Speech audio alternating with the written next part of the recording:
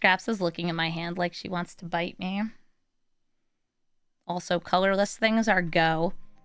So I quickly showed the 2 cards that are colorless non-artifacts because they technically have like the lower numbers. Hey, Frog Amid, thank you for the Ultima dabbing visual image. Yes, imagine he has so many arms he could dab so hard. He could dab so good.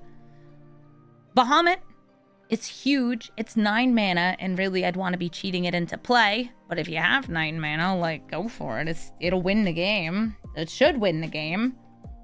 Ultima, this seems great in any colorless deck. I feel that the Ugin decks will want it as like another Forsaken Monument type thing.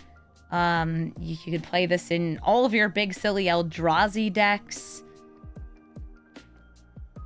It's colorless ramp. It's colorless stuff. It's also a 5 mana 4/4 flyer.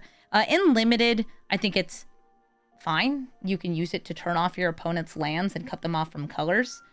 And it's definitely much more castable than this. It's also like evasive damage. So what else we got? Oh, perfect. We got some Kingdom Hearts music. That's almost Final Fantasy. Adventurer's Airship. It's a vehicle, as it should be. And whenever it attacks, you draw a card and then discard a card. Oh, so it's fixed Smuggler's Copter? Somebody in chat said that. Yeah, it's not when it blocks. It's a 3 mana 3/2 flyer, and it has crew too. So it's definitely rebalanced in many places to be a common, but it's still pretty nice if you have vehicle stuff. This is a decent early vehicle. I wish it cost 2 mana instead of 3, but like, then it wouldn't be a common. I personally probably won't play this because I'm not a big fan of vehicles, and I feel like there's other better loots in the set. Atir and Priwin, I assume, are the name of the sword and shield in this art. This is from 14. Yeah, it's from 14. It is a 6 mana legendary equipment. Equipped creature has base, power, and toughness X. X, where X is your life total. It also costs 5 to equip, but there's a whole bunch of ways to equip for free. If you get some of the cards that give you a free equip, this could be such a sweet way to win the game. Like, hey man, that's a 20/20.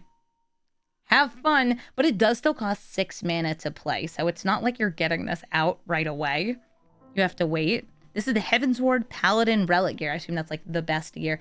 Perhaps please don't give people the stink face. She's so cute. As for like constructed play, there's a bunch of decks that center around cheating out artifacts and cheating in artifacts. Think like your Stoneforge Mystics. There's ways you can do things with this. I would not play it in standard anywhere though. Blitzball. Why is it always Blitzball? I don't like Blitzball. I hated the controls in Blitzball. I want Waka to go take his weird racist self and go in a dumpster. Or what is Blitzball? It's a mana rock. Oh, 3 mana, taps for mana of any color. You can also sacrifice it, draw 2 cards, but only activate if an opponent was dealt combat damage by a legendary creature this turn, which again, most creatures in this set are legendary, unless they're the hero tokens. It's a better Commander Sphere. It's kind of a Commander Sphere. Buster Sword. It is a mythic rare equipment. 3 mana, gives +3/+2, and equips for 2 mana. So that on its own, like stat-wise, that's not bad. Whenever the equipped creature deals combat damage to a player, you draw a card, and then you can cast a spell from your hand with a mana value less than or equal to the damage dealt without paying its cost. That's very nice. It's good for limited, and it seems like a fun card for Commander or Brawl. It's a big bad sword. It's a sword that's had many owners.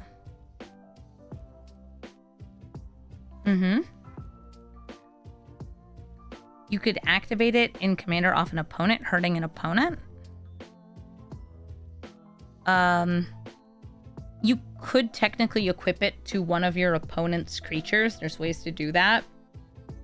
Because it does not say the creature gets that ability. It's the sword that has the ability. Would this trigger twice with Cloud? Yes, it would. It would trigger twice with Cloud. You would get to draw 2 cards and get 2 spells cast, or up to 2, because you might not be able to. Elixir. It fully recovers HP and MP. It's a 1 mana artifact. It enters tapped. For 5 mana, tap, exile the artifact, shuffle all non-land cards from your graveyard into your library and gain life equal to the number of cards shuffled into your library this way. Yeah, I'm good. I guess if you are at great risk of self-milling, you could do something with this. Okay, bye, Stinky Boodle Bum. Yeah, I'll never activate because, like, what if I need it later? The real item management. The real ones know. The eagle to Kev, I'm like just trying to read from around the cat. Kev, you're so sweet. We love you. If you laid down, I would have given you a treat, but you didn't lay down. Excalibur 2! Isn't Excalibur the card people really like from the Assassin's Creed boosters? Well, this is the second one, and it's a 1-mana equipment. Whenever you gain life, you put a charge counter on it, and the equipped creature gets +1/+1 for each charge counter on the sword. I mean, it's cool because it, like, doesn't need to be equipped to trigger. I personally don't love it. We haven't seen that many ways to gain life in the set. Like, there's life linking things, but there's not that many, like, good pings, I feel. Yeah, you put it into a Soul Sisters, and it becomes the Pride Mate. All the other, like, Pride Mate cards are, like, these self-enabling cards.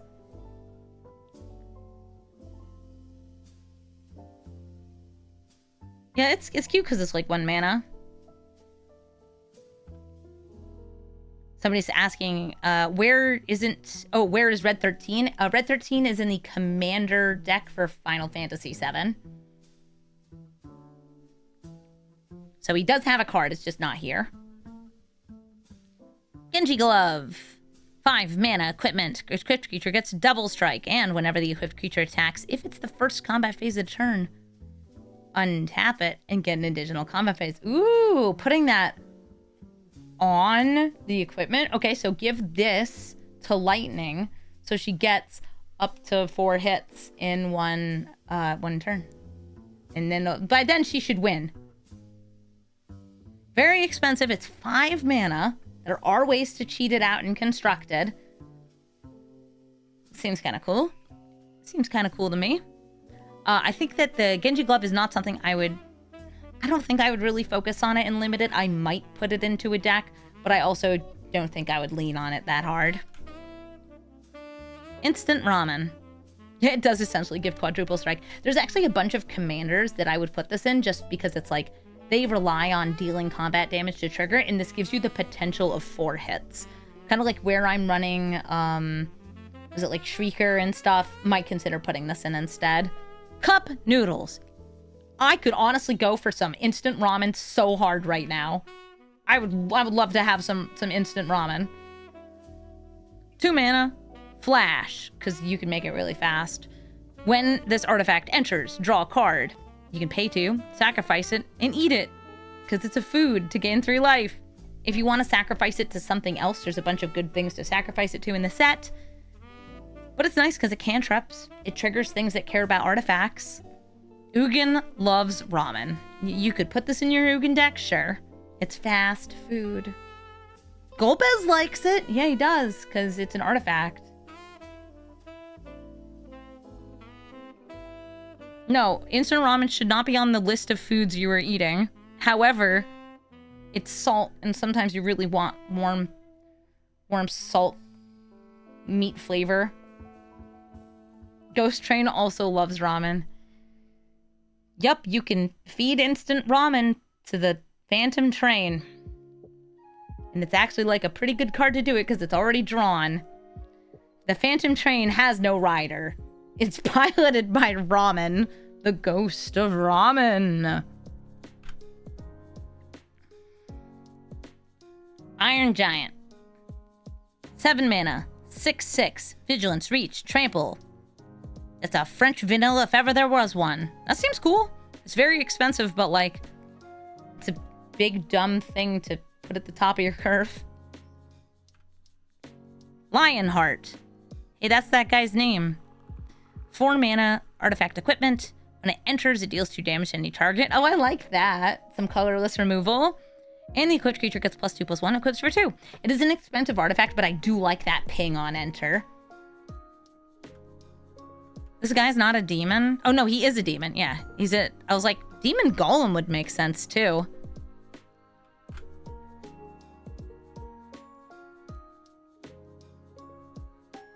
It's a gun. Yeah, I mean, it's a gun and a sword, so it shoots somebody. That's the 2 damage, and then it's a sword. You think that the sword should have been stronger? Yeah, they could have made it stronger. Is it legendary? No, it's not legendary either. Lunatic Pandora is a 1-mana legendary artifact. You pay 2 tap to surveil 1, or you can pay 6 tap and sacrifice it to destroy target non-land permanent. It's a common, it's an artifact, and it costs 7 total mana to destroy a thing, but if you are desperate for removal, it is removal. It also can put things in your graveyard or set up your draws. Magic Pot. There's a guy in there. He says, gimme elixir. We love goblins. It's a goblin construct. Yeah, the goblin constructed that pot and then put himself in it. 3 mana, 1/4. When this creature dies, you make a treasure token. You can also pay 2 tap to exile cards from the graveyard. Oh, that's actually kind of nice. I feel like as far as curve fillers go, the fact that this has the graveyard hate with all of the graveyard stuff in the set is not bad. You fought this guy in the Cultist Tower in Final Fantasy VI? Yeah, he's just a little guy. Masamune. Okay, so they made this one legendary and put a "the" in front of it. 3 mana, equipment. As long as the equipped creature is attacking, it has first strike and must be blocked if able. So, very annoying. Equipped creature has. If a creature dying causes a triggered ability of this trigger, or an emblem you go into trigger, the ability triggers an additional time. That's like it was designed specifically for the Sephiroth card to cause him to flip more easily. Yeah, alright. Gee, I wonder what card this goes to. It's Sephiroth's sword, so it works well with Sephiroth. Would I play this in just, like, general and limited? I do actually like the force a block thing. There are a couple other things triggered by things dying. What emblem does it interact with? Technically, I think there's one Liliana emblem that it works with. But also, it works with Sephiroth. That's the point, is it works with Sephiroth. Monk's Fist. Job select. It's your colorless equipment. It makes things into monks, and it makes them into 2. So it's like a 2 mana 2/1. That's it. 2 mana 2/1. Great. You could move the equipment later. It's not bad. It's whatever. At least it comes with an artifact. It's 2 different things. Yeah.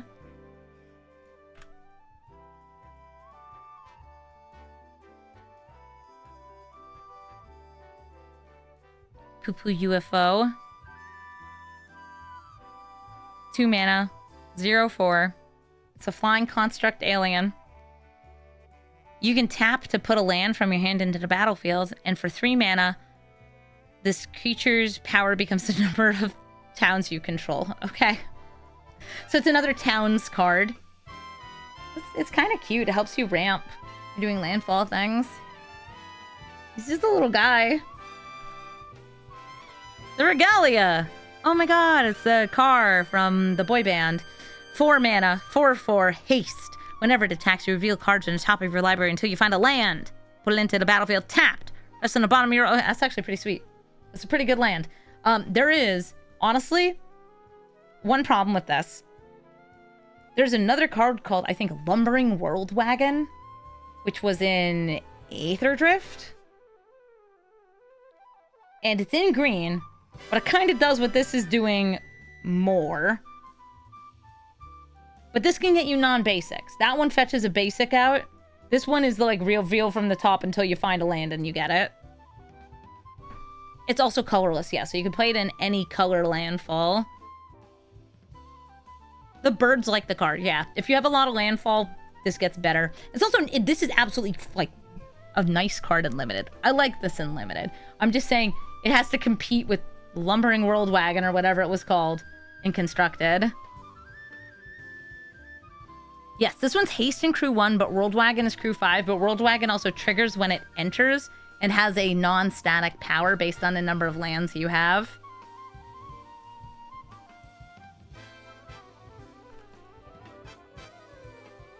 The Relentless X-ATM092.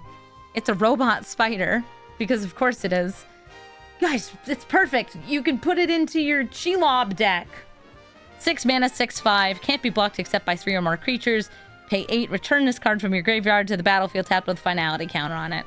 Whatever. It's a big colorless thing. I probably wouldn't put it in my decks. Doesn't have reach. It should have reach. It's a spider. You're right. Ring of the Lucii. Is it Lucii? Lucii? Kings of Lucius, come to me. I feel like it's Lucii. 4 mana, legendary artifact. Oh, it's a, it's like a Hedron. Hedron Archive. You tap it for 2 colorless mana. Pay 2, tap it. Pay 1 life. Tap target non-land permanent. You know who likes this? Ugin. Great. Dreamstone Hedron. That's the one that's 3, right? It's also half an Icy Manipulator. It is. It's kind of like an Icy Manipulator-ish thing. It costs 2, though, and a life to activate, which makes it a lot less kind of free to use. It's Lifey Manipulator. Thanks. Do I like it in Limited? Not really. World Map. It's 1 mana. It's an artifact. You can pay 1, tap it, sacrifice it to search your library for a basic land card, put it into your hand. Or pay 3, tap, sacrifice it to get a land card, reveal it, put it into your hand, and shuffle. So if you want a non-basic, you have to pay 2 more. That's still not bad for a colorless piece. If you need like a colorless land tutor, it's doing that. Which world is that on the map? It looks like it's Final Fantasy 1. From the bottom left. Magitech Scythe. At what point does it stop being a scythe and just start being a blunt force weapon? Look at that freaking thing. 4 mana, a test of your reflexes. Oh, it's Xenos. When this equipment enters, you may attach it to target creature you control. If you do, it gets first strike until end of turn and must be blocked. It's not draftable. Oh, you're right. 562. Guys, it's from this. Not from the draft set. It is standard legal, but it's in the box. Yeah, it's equipped 2. Gives +2, +1. I like that it auto-equips. It's not bad. But, like, also, I don't think I'd play it in Constructed. Also, from Starter Kit, Ultima Weapon. Whenever equipped creature attacks, destroy target creature and opponent controls. Equipped creature gets +7/+7 and equips for 7. So this is your Final Fantasy 7 big 7/7/7 sword.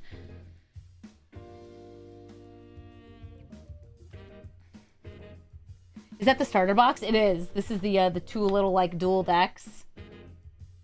Hard to do like 7, so we put some 7s on your equipment. Again, Excalibur or whatever it is that cares about high cost equipment might like this. Why not destroy 7 creatures? Because that would be a lot of things to destroy. Like, this is not a good card for the most part. But it is cool. And I bet some people want it because of Excalibur. Omnilash levels of 7. We love our slashing. And now we have lands. I'm just going to continue on right here for lands. If you can cheat this out and cheat the equipment, it's much better. 1 second. Scraps, what are you doing? You having fun? Oh, she's playing. Good girl. Good kitty. Scraps is scrambling around and playing with a little like jingle ball. So if you hear jingling, that's her. Good kitty cat. Yeah, the Almighty Brushwag is still the best card of all time, definitely. Yeah, the Final Fantasy starter kit. I think I mentioned before, like if you can find it for $20, which I think is MSRP, the decks are definitely like a nice way to start. You might even be able to get it for cheaper. I'm not sure. Or it might cost more. I don't know. It sounds like it started at around like $20-ish, 25-ish. And it's closer to 30 now. But like, your LGS might be selling it for cheaper. This is a product I think many LGSs will carry. Because it's a nice, easy way to just like pick up Magic. Learn how to play with iconic Final Fantasy stuff. Oh yeah, you can use Forge Anew for it. What do I have mine already? Because Wizards of the Coast sent me some products from this set. Because I am an ambassador for the set. Whatever that happens to mean. Hashtag sponsored. But they're not paying me, they just sent me stuff. So I could make content with it ahead of time, but I've been traveling. It's because I'm an influencer. Yeah, I'm gonna influence you to go to town and gain 2 life. Guys, it's Radiant Fountain, but better because it has the town type line. Okay, that's it. It's Radiant Fountain Plus. Would I play this in limited? Probably not. Would I play this in a colorless deck? Like Ugin? Yeah. Because it gains you 2 life. That's nice. I'm ambassadoring. Yeah. I am ambassador. It's got a really cute drawing. Yeah, it does. If you're playing hard on the town theme, it sounds like you want blue-green or 5 color, which makes this kind of awkward. Alum Garden Seed Academy, which turns into Alum Garden Airborne. So this taps for blue or green, and it costs 7 to transform, but it costs 1 less for each other town you control. And it turns into a 5/4 vehicle that whenever it attacks, it draws 1. So that's kind of nice for limited, especially if you're doing the town stuff. If you can pull off the like 5+ towns and play, like good for you. Then we have the 2 color town lands. There's an entire cycle of these.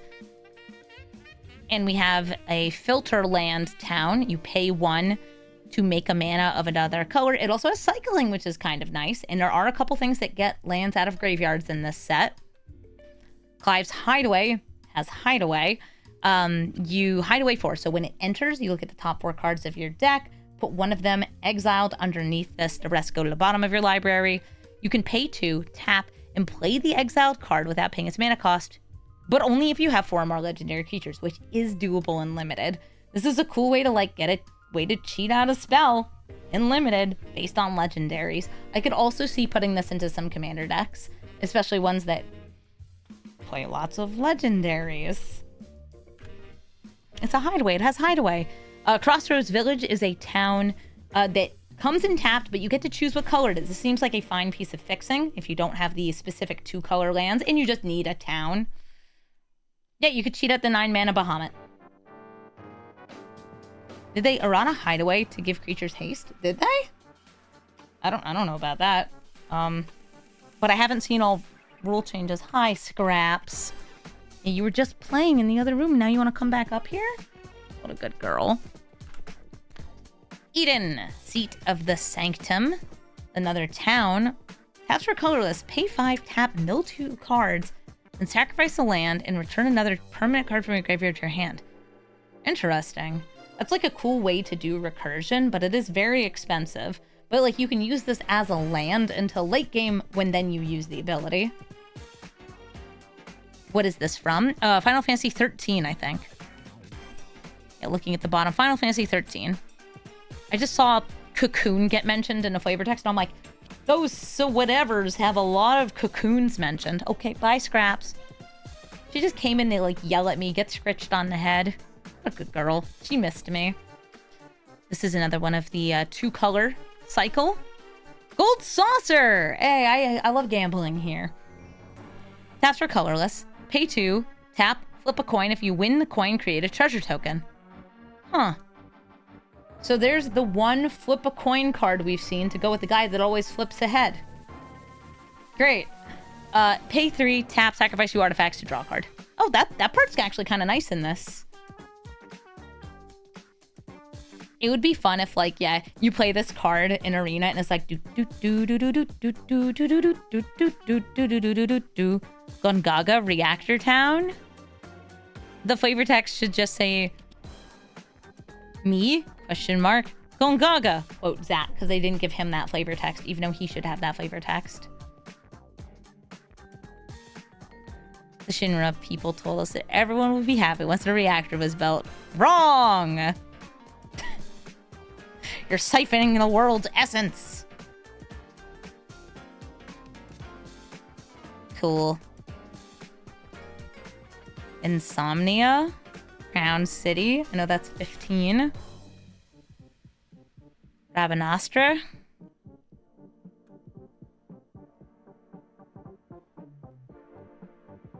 Starting town. This land enters tapped unless it's your first, second, or third turn of the game. Oh, are we tracking that now? It's not just in digital? Okay. Maybe they'll put more of that on cards, because that's a thing that exists in digital. Alchemy is spreading. So if it's your first, second, or third turn in the game, it'll be tapped. But later, it'll be untapped. This taps are colorless. Or tap, pay 1 life, add 1 mana of any color. So it's a mana confluence, sort of. I think this is actually pretty nice for limited and could see some play in constructed. Does the 2 mana Jace already track that? It does, yes. You can't cast it during your first 3 turns, I think. Jace reawakened. And Angel and Time Spiral. Yeah, it's backwards because it's untapped to start rather than coming in untapped if you're the second player. Sarah Avenger. Trano. Vecta. Windurst. Wow, Fred Durst gets his own card. And now we have the bonus sheet. So those are the lands. Definitely easy to get some towns, but you need to be picking them on purpose if you want a lot. These next cards, they're not going to be standard legal. So we're going to talk about them from the limited perspective and the perspective of eternal formats. Oh boy.